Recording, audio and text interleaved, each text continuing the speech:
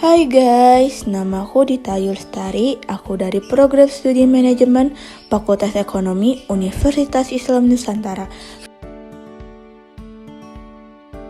Oke, untuk materi kali ini aku akan membahas tentang bank dan lembaga keuangan. Apa sih itu bank? Nah, yang pertama itu ada pengertian bank. Menurut Undang-Undang Perbankan, bank adalah badan usaha yang menghimpun dana dari masyarakat dalam bentuk simpanan dan menyalurkannya kepada masyarakat dalam bentuk kredit atau bentuk-bentuk lainnya dalam rangka meningkatkan taraf hidup rakyat banyak. Industri perbankan telah mengalami perubahan besar dalam beberapa tahun terakhir. Bank dapat diartikan juga sebagai badan usaha yang menghimpun dana dari masyarakat dalam bentuk simpanan dan menyalurkannya kepada masyarakat dalam bentuk kredit atau bentuk-bentuk lainnya dalam rangka meningkatkan taraf hidup rakyat banyak. Lalu yang kedua ada fungsi bank. Fungsi bank dibagi menjadi 5. Yang pertama sebagai model investasi, yang berarti transaksi derivatif dapat dijadikan sebagai salah satu model berinvestasi. Yang kedua, sebagai cara lindung nilai, yang berarti transaksi derivatif dapat berfungsi sebagai salah satu cara untuk menghilangkan risiko dengan jalan lindung nilai atau hedging, atau disebut juga sebagai risk management.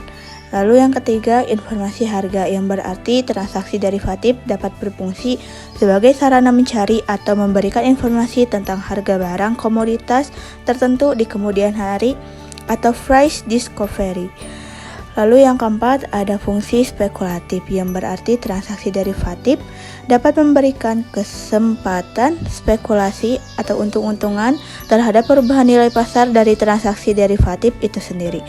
Lalu yang terakhir, fungsi manajemen produksi berjalan dengan baik dan efisien, yang berarti transaksi derivatif dapat memberikan gambaran kepada manajemen produksi sebagai produsen dalam menilai suatu permintaan dan kebutuhan pasar pada masa mendatang.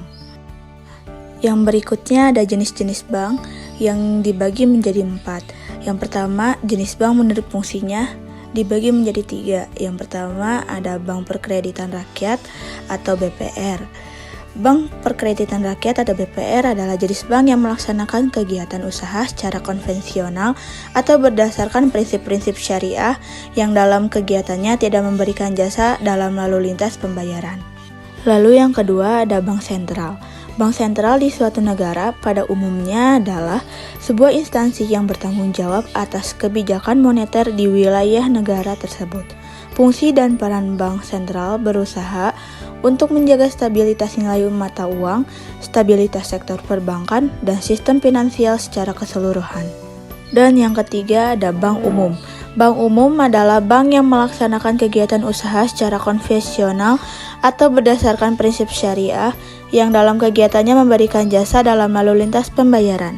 Lalu, jenis bank yang kedua yaitu jenis bank berdasarkan kepemilikannya terbagi menjadi 5. Yang pertama yaitu bank campuran. Bank campuran adalah jenis bank yang kepemilikan sahamnya bercampur antara pihak asing dan pihak swasta nasional. Lalu yang kedua ada bank asing. Bank asing merupakan cabang dari bank yang ada di luar negeri, baik milik swasta asing atau pemerintahan negara asing.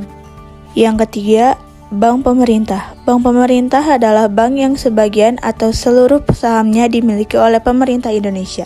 Dan yang keempat, yaitu bank swasta nasional. Bank swasta adalah bank di mana sebagian besar sahamnya dimiliki oleh swasta nasional serta akta pendiriannya pun didirikan oleh swasta.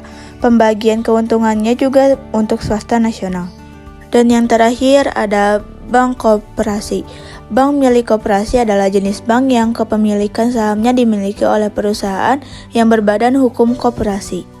Dan untuk jenis bank ketiga yaitu jenis bank berdasarkan kegiatan operasionalnya yang dibagi menjadi 2. Yang pertama, bank konvensional. Bank konvensional adalah jenis bank yang melaksanakan kegiatan usaha secara konvensional yang dalam kegiatannya memberikan jasa dalam lalu lintas pembayaran secara umum berdasarkan prosedur dan ketentuan yang telah ditetapkan. Lalu yang kedua ada bank syariah. Bank syariah merupakan jenis perbankan yang segala sesuatu yang menyangkutkan tentang bank syariah dan unit usaha syariah mencakup kelembagaan, kegiatan usaha, serta cara dan proses dalam melaksanakan kegiatan usahanya. Lalu, jenis bank yang terakhir yaitu jenis bank berdasarkan bentuk badan usaha yang dibagi menjadi 4. Yang pertama yaitu bank berbentuk koperasi. Bank jenis ini merupakan bank yang memiliki badan usaha berbentuk koperasi. Lalu yang kedua ada bank berbentuk perusahaan perseorangan. Bank jenis ini merupakan bank yang memiliki badan usaha berbentuk perusahaan perseorangan. Lalu yang ketiga ada bank berbentuk perseroan terbatas atau PT. Bank jenis ini memiliki badan usaha yang berbentuk perseroan terbatas atau PT. Lalu yang terakhir ada bank berbentuk firma. Bank jenis ini merupakan bank yang memiliki badan usaha berbentuk firma. Untuk pembahasan selanjutnya yaitu jasa perbankan. Jasa perbankan tuh yaitu ada 1. Jasa setoran, kedua jasa pembayaran, ketiga jasa pengiriman uang atau transfer, yang keempat jasa penagihan atau inkaso, yang kelima jasa letter of credit, dan masih banyak jasa perbankan lainnya.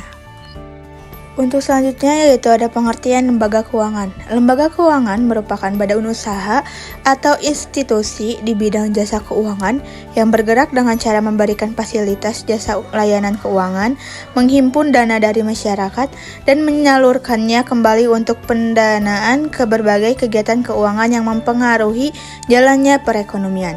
Walau demikian, dalam operasionalnya, lembaga keuangan hanya menjalankan salah satu atau dua kegiatan usaha sekaligus. Otoritas jasa keuangan dan lembaga lainnya perlu ikut memberikan pengawasan terhadap kegiatan di berbagai lembaga keuangan. Nah, yang selanjutnya yaitu fungsi lembaga keuangan. Fungsi lembaga keuangan itu ada 5. Yang pertama, memberikan jaminan keamanan penyimpanan uang.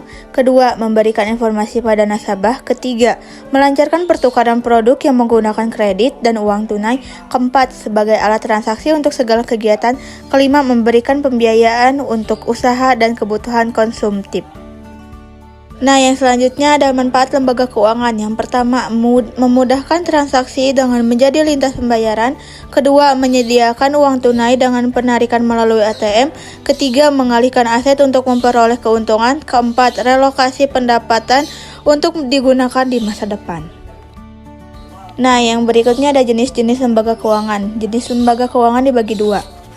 Contoh lembaga keuangan bank. Yang pertama, bank sentral. Yang kedua, bank komersial atau bank umum. Yang ketiga, bank perkreditan rakyat atau BPR. Lalu yang berikutnya ada contoh lembaga keuangan bukan bank. Yang pertama, perusahaan asuransi. Kedua, pegadaian. Ketiga, pasar modal atau bursa efek. Keempat, koperasi simpan pinjam. Lalu yang terakhir ada peran lembaga keuangan sebagai wahana yang mampu menghimpun dan menyalurkan dana masyarakat secara efektif dan efisien ke arah peningkatan taraf hidup rakyat. Mungkin cukup sekian pemaparan dari saya. Mohon maaf apabila masih ada kekurangan. Terima kasih. Wassalamualaikum warahmatullahi wabarakatuh.